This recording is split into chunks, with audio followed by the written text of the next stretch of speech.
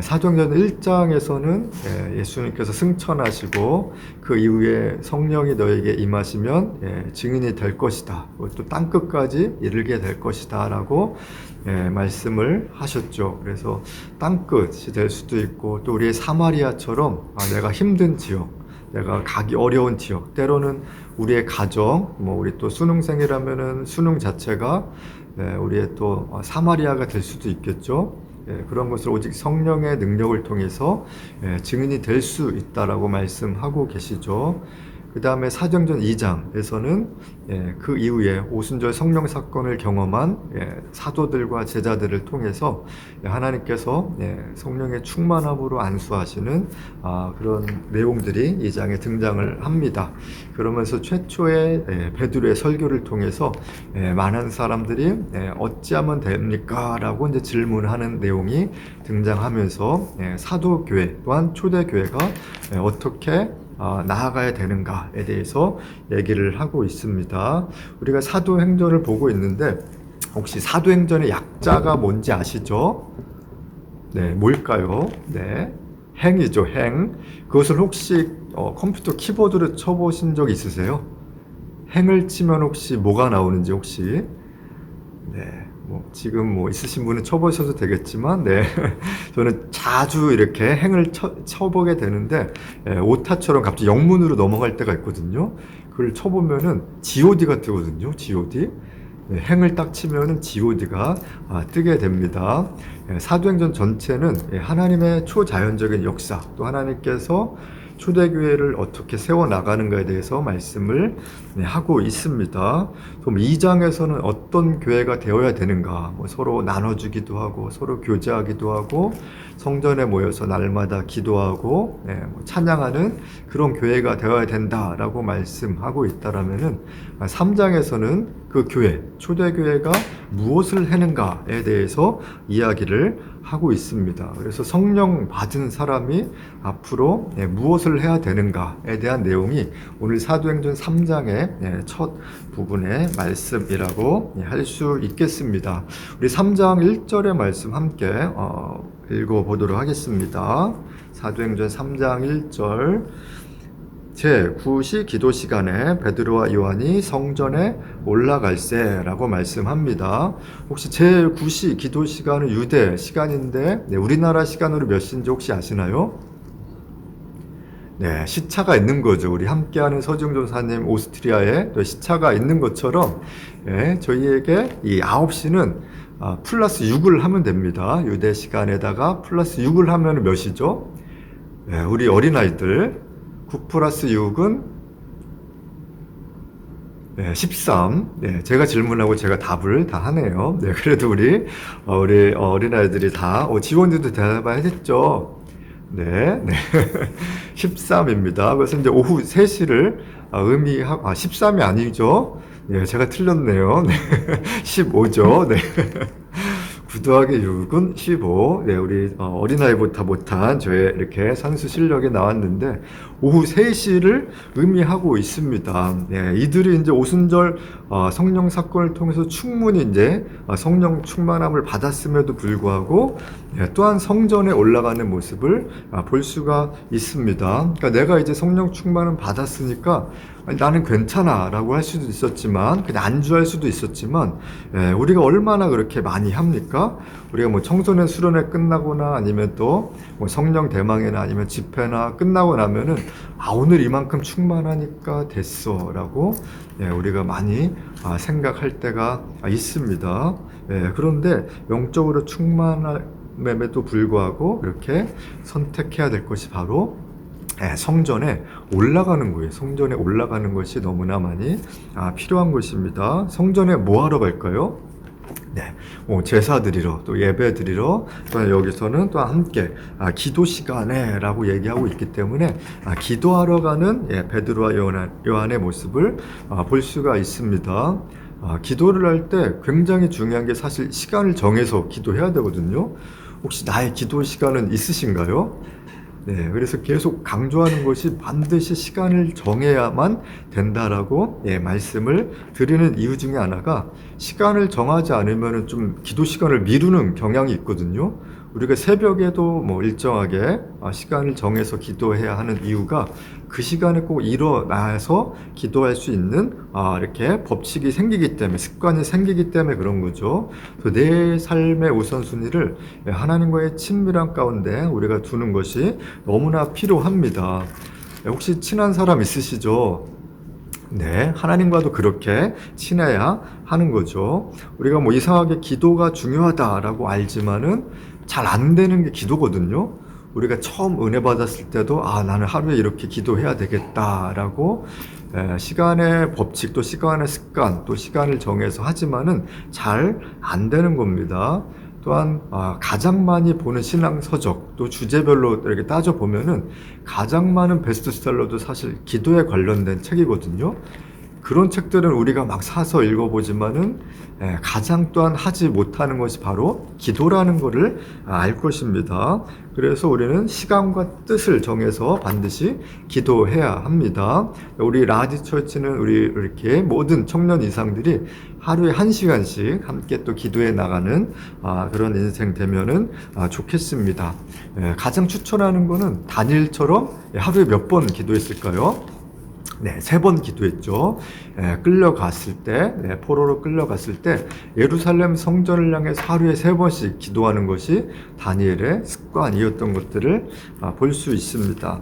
그래서 우리가 중학교 1학년 때는 하루에 3분 쉬지 않고 하는 훈련들, 또 중학교 2학년은 6분, 또한 중3은 9분, 고등학교 1학년은 10분, 또 고등학교 2학년, 우리 희연이는 이제 10분 이상 또 해야 되고, 이삭이는 20분 이상 함께 기도의 시간을 같이 나가면은 좋겠습니다. 고3은 뭐 이렇게 내버려둬도 너무 간절하기 때문에 기도의 시간이 너무나 많아지는 것들을 볼 수 있죠. 근데 오후 3시라고 하거든요. 근데 오후 3시면은 피곤하기도 하고 기도할 마음을 보통 잃어버리거든요. 우리도 새벽 기도회 때는 정말 기도해야 되겠다라고 마음을 잡지만은 점심 먹고 나서 이제 뭐 체력적으로도 힘들어지고 오후 3시에 기도한다는 것 자체가 결코 쉽지 않다라는 겁니다. 저도 이렇게 교회에서 뭐 지금도 사역하지만 이렇게 함께 교육자들이 이렇게 사역했었을 때는 오후 3시에 따로 모여서 기도하는 것 자체가 너무 쉽지 않은 그런 상황들을 보게 됐습니다. 그러나 기도가 왜 중요한가? 기도하는 사람에게는 하나님께서 뭔가 새로운 일들을 지금 준비하고 계시다라는 거예요. 그래서 평상시에 기도를 쌓는 것이 얼마나 중요한 것인지 이 말씀은 보여주고 있습니다. 내가 기도하고 있을 때 하나님의 나라의 세계, 특별히 또 4차원의 영적 세계에서는 이미 뭔가 벌어지고 있다라는 겁니다. 그래서 기도 시간을 전혀 무시하면 안 됩니다. 예전보다 기도 시간이나 기도에 대한 간절함, 마음이 사라지고 있다라면은 하늘나라에서 일어날 일들도 일어나야 되는데 지금 일어나지 못하고 있는 이유가 그런 이유이기 때문인 것도 있습니다. 그런데 성전에 온 사람들마다 그 이유가 각각 달랐습니다. 2절 한번 함께 보겠습니다. 나면서 못 걷게 된 이를 사람들이 메고 오니 이는 성전에 들어가는 사람들에게 구걸하기 위하여 날마다 미문이라는 성전문에 두는지라 라고 말씀을 합니다. 그래서 여기 보면은 이 나면서 못 걷게 된 사람, 혹시 나이가 얼마 정도 됐는지 아시나요? 이것은 사도행전 4장에 등장하는데 40여 세 정도 된다라고 말씀을 하고 있습니다. 한 40년 정도를 못 걷어서 이 성전 안에서 구걸하기 위해서 왔다라고 말씀을 하고 있습니다. 먹고 살기 위해서 라고 말씀을 하고 있는 거죠. 성전에 온 사람마다 어떤 사람은 제사 드리기 위해서, 또 어떤 사람은 기도하려고, 어떤 사람은 뭐 예수님 시대에 있었던 것처럼 성전 안에서 매매하는, 또 장사하려고 오는 사람들이 있었고, 이 사람은 구걸하기 위해서 왔다라고 말씀하고 있습니다. 근데 가족이 얼마나 힘들었을까? 이 사람도 힘들지만은 가족 자체가 얼마나 힘들었을까라고 생각을 해봅니다. 사실 저도 몸이 아픈 것이 사실 지긋지긋하거든요. 왜냐면 저희 어머니가 막 제가 20살 때부터 거의 뭐 이렇게 기관지, 호흡기가 너무 안 좋으셨기 때문에 지금 한 20 몇 년 동안 계속 고생하고 계시는데 맨날 아침마다, 점심 때마다, 저녁 때마다 기침이나 가래 섞인 그런 기침이 나올 때마다 저도 스트레스, 또 매일 아파하는 그런 아파하시는 모습에 저도 굉장히 마음이 힘들었던 경우들이 많이 있었습니다. 특별히 또 병원에 갔을 때 제가 뭐 1주, 2주 동안 함께 병원에서 자는 것 자체가 얼마나 힘든지 또 이렇게 경험한 분들은 많이 아실 것입니다. 그래서 이 사람만 힘든 게 아니라 가족조차도 얼마나 힘들었는가라고 생각을 해봅니다. 근데 이 사람이 여기 보면은 매일매일 성전에 들어왔다라고 합니다. 날마다라는 표현을 쓰고 있습니다. 근데 날마다 성전 앞에 왔음에도 불구하고 메시아가 누군지 몰랐던, 못 걷는 사람입니다. 그러면서 미문이라는 표현을 쓰고 있는데 아름다운 문이라는 글자의 의미처럼 아름다운 문이라고 얘기를 합니다. 헤롯 때 세워진 헤롯 성전이기 때문에 황금문으로도 이렇게 만들어졌던 것이 이 미문입니다. 그런데 이름은 아름답지만은 상반된 사람이 그 앞에 있는 걸 볼 수 있죠. 나면서 못 걷게 된 그런 상황. 정말 성전은 너무나 아름다운데 내 상황은 그렇지 않은 사람이 있다라는 것입니다. 그래서 우리의 관심은, 성령 충만함 받은 사람의 관심은 이런 사람들에게 가야 하는 거죠. 나만 홀로 예배 드리러 가는 것이 아니라 주변 사람들에게도 관심을 가져야 됩니다. 우리는 매일 교회 가지만은 교회 문 앞에 오는 사람들이 있음에도 불구하고 주님 안에 있지 않은 그리스도인들이 은근히 많이 있다라는 거죠. 그러면서 구걸하는 인생처럼 불쌍한 인생으로 살아가는 경우들이 있습니다. 3장 3절, 그가 베드로와 요한이 성전에 들어가려 함을 보고 구걸했다라고 말씀합니다. 그래서 이 나면서 걷지 못하는 사람은 아마 베드로와 요한이나 아니면 지나가는 모든 사람에게 이 사람이 나에게 돈을 줄 거야 라고 하면서 아마 이 사람을 돈처럼 여기지 않았을까라고 생각을 해봅니다. 우리 4절 한번 같이 보겠습니다. 베드로가 요한과 더불어 주목하여 이르되 우리를 보라 하니 라고 말씀합니다. 갑자기 자신감이 생기거든요. 이 자신감은 어디서부터 나올까요? 그것은 기도하러 가기 전부터 이미 성령 충만함이 있기 때문에 자신감과 담대함이 있었습니다. 그 전에 아마 오순절 성령 사건이 있기 전에는 전혀 이런 담대함이 없었을 것입니다.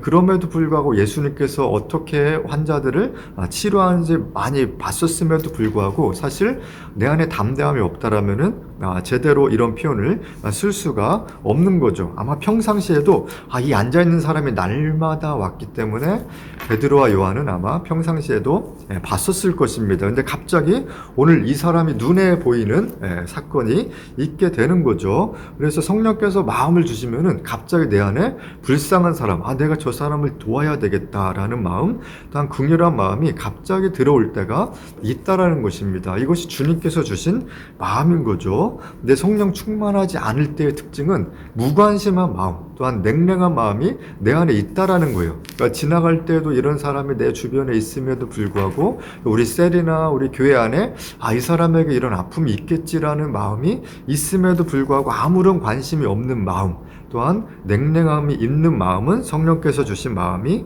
아니다라는 거죠. 5절에 그가 그들에게서 무엇을 얻을까 하여 바라보거늘 합니다. 갑자기 이제 나에게 돈을 줄 건가? 나에게 뭔가를 줄 건가? 라고 생각을 하게 하는 장면이죠. 그러면서 6절에서는 베드로가 이르되 은과 금은 내게 없거니와 내게 있는 이것을 내게 주노니 나사렛 예수 그리스도의 이름으로 일어나 걸으라 라고 말씀을 합니다. 시대마다 여기 보면 은과 금의 어떤 가치가 달라지거든요. 보통 솔로몬 이전에는 우리가 또 구약성경을 공부했었는데 솔로몬 이전에는 은이 더 귀했던 시대가 있고요. 지금은 또 금이 귀한 시대인 거죠. 그래서 열왕기상 20장 3절만 한번 잠깐 읽어드리면 내 은금은 내 것이요 라고 하면서 은과 금으로 표현하고 있고요. 5절에서도 너는 내 은금과 라고 얘기를 하고 있고요. 열왕기상 20장 7절에도 내 은금을 라고 하면서 은이 먼저 나오는 장면을 볼 수가 있습니다. 은과 금은 없다라고 얘기를 하거든요. 근데 저도 없거든요. 은과 금이 좀 있으면 좋겠어요. 그런데 은과 금은 없다라고 얘기를 합니다. 혹시 영화 이렇게 베테랑에서 보면 명대사 혹시 기억나시나요? 네, 우리 황정민의 또 아내가 얘기를 했죠. 내가 돈이 없지 가오가 없냐라고 이렇게 하는 대사가 생각이 납니다. 한번 이 대사를 한번 따라해 보시길 바랍니다. 우리 함께. 그래서 내가 돈이 없지 가오가 없냐? 네, 네.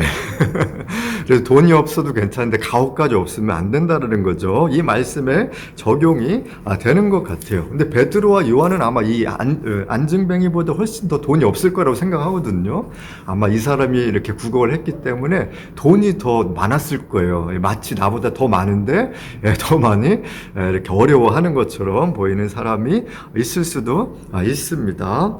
그러면서 나사렛 예수 그리스도의 이름을 걸으라라고 말씀을 하고 있는 거죠. 그래서 베드로와 요한은 누구보다도 예수 그리스도의 이름 안에 능력이 있다라고 생각을 했습니다. 또한 그런 삶을 경험을 했던 거죠. 저에게도 이런 능력이 있기를 요즘에 간절히 기도하고 있거든요.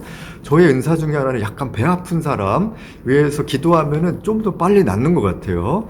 그 다음에 예전에 또 뭐 루마티스 이렇게 알았던 분도 기도했을 때 또 치유된 적도 있었는데, 요즘에는 이 말씀을 공부하면서 정말 이렇게 걷지 못하는 사람을 향해서 한번 같이 기도해야 되겠다라는 마음도 생기게 됩니다. 예전에 어떤 목사님이 이 말씀에 은혜를 받으셔서 정말 지하철 안에 예전에는 앉아있는 분들이 훨씬 많았잖아요. 그런 분들을 정말 오른손으로 잡아 일으켰는데 계속해서 안 일어나려고 하면서 왜 자꾸 나를 일으키냐고 그렇게 했던 설교를 들은 적이 있거든요. 근데 정말 몇십 번 시도하다가 나중에 실제적으로 고침을 받은 그런 경험을 말씀해 주신 적이 있었습니다. 그래서 저도 요즘에 좀 이렇게 실습을 해볼까라고 이렇게 하나님 안에서 정말 기도하면서 이렇게 도전을 받고 있습니다. 초대교회 사람들은 은과 금은 없었지만은 나사렛 예수 그리스도의 이름에 능력은 있었거든요. 근데 요즘 교회는 반대인 것 같아요. 은과 금은 있지만 예수 그리스도의 이름이 능력이 없는 그런 교회들, 또 그런 제 자신도 때로 보게 됩니다. 또한 그것뿐만이 아니라 이 말씀을 때로 우리가 너무 영적인 것으로만 적용하는 경우가 있거든요. 영적인 안징뱅이, 영적으로 내가 교회에서 정말 일어나지 못하는 사람이다라고 영적으로만 해석할 수도 있는데, 또 다른 또 문자적으로 실제로 우리 안에 주변에서 앉아있는 사람을 일으키는 그런 역사가 이 말씀 통해서 일어났다라고 말씀을 하고 있습니다. 그래서 오늘도 저는 이런 능력을 구하려고 기도를 하고 있습니다.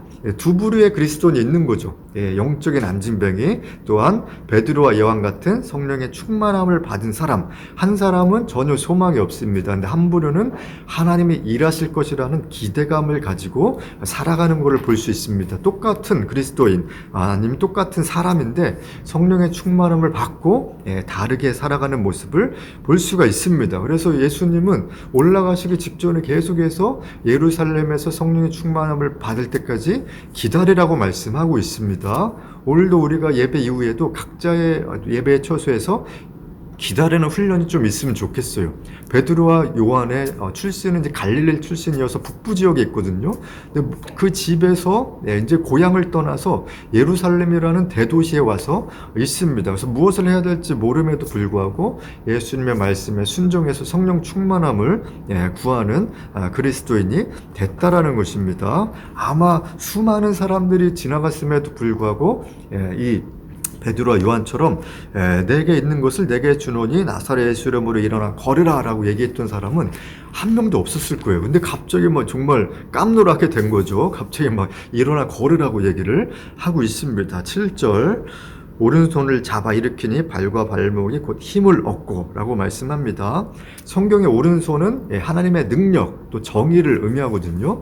왼손 표현은 많이 없는데 오른손이 많이, 시편에도 보면은 하나님의 오른손, 바로 하나님의 능력을 의미하고 있습니다. 이 베드로와 요한이 하나님께 주신 마음을 가지고 순종하는 거죠. 믿음으로 뭔가 일으킬 수 있다라는 그런 마음의 확신과 담대함이 생긴 것을 볼 수 있습니다. 있습니다. 그래서 성령 충만하면 곧 내 삶 안에 담대함이 있을 때 하나님의 역사가 일어나게 되는 것입니다. 그러나 반대로 또한 우리가 기도의 자리에 있을 때, 기도하러 가는 마음이 있을 때, 기도하는 마음이 있을 때 성령께서 이미 내 삶에서 하나님의 나라의 역사를 일으켜 세우신다라는 겁니다. 그래서 이 사도행전 전체는 바로 하나님 나라가 어떻게 통치되고 어떻게 확장되는가를 이 그리스도인들을 통해서 말씀하고 있는 것입니다. 지금 코로나 기간 동안에 또 많은 교회가 어려운 가운데 또 욕을 먹고 있는데, 우리를 통해서 하나님의 이러한 기적과 역사가 일어날 때 하나님의 나라가 더 확장될 수 있는 것입니다. 그랬더니 8절입니다. 오늘의 마지막 말씀인데요. 뛰어서서 걸으며 그들과 함께 성전으로 들어가면서 걷기도 하고 뛰기도 하며 하나님을 찬송했다라고 말씀합니다. 이런 기적의 역사의 결과가 결국에는 하나님을 찬송하게끔 하는 것을 볼 수가 있는 거죠. 8절, 9절, 10절에 보니까 많은 사람들이 놀라고 하나님을 찬송했다라고 말씀하고 있습니다. 그래서 모든 표적과 기적의 결과는 바로 하나님께 영광 돌리는 삶이 되는 것이죠. 결론 말씀드립니다. 이것이 또 우리에게 희망이죠. 우리 10대들에게 같이 예배드리는 우리 10대들에게 희망이 될 텐데, 헬조선이라는 말을 또 많이 쓰잖아요. 또 영끌까지 해서 지금 뭐 코스피 3,000 넘어가고 역대 이런 적이 없을 정도로 정말 많은 또 주식 투자에 이렇게 많이 헌신을 하고 있는 상황에서 이생망이라는 용어도 있거든요. 혹시 이생망이 뭔지 아세요? 이생망. 이번 생에 우리 망했다라는 게 이생망입니다. 그럴 정도로 이 청년들이나 젊은 사람들이 많은 어려움 가운데 이미 마음으로 자포자기한 삶이 너무나 많이 있다라는 겁니다. 그러나 이 코로나 시기에 우리는 이 개인의 경건 생활과 또 이 많은 또 온라인 예배를 통해서 하나님 앞에서 홀로 곳곳에서 교회가 되어야 된다라고 말씀을 하고 있다라는 것입니다. 이 사도행전 말씀을 통해서 우리 라이즈 처치는 어떤 교회가 되어야 되는가에 대해서 말씀을 나누고 있는데, 홀로 일어나는 것이 필요합니다. 이 영적인 안중뱅이처럼 내가 하나님 안에서 일어나야 되겠다라는 믿음의 결단이 필요한 때가 바로 지금입니다. 그래서 또한 누군가를 홀로 일으켜야 되는 거죠. 우리 안에서 앉아있는 사람, 영적으로 무너진 사람, 실제적으로 이렇게 육신이 아픈 사람을 위해서 우리가 가는 곳마다 하나님의 기적들을 일으켜 세워나가야 될 줄 믿습니다. 내가 내 삶에서 혹시 걷지 못하는 사람입니까? 아니면은 다른 사람에게 예수 그리스도의 이름으로 일으키는 사람입니까?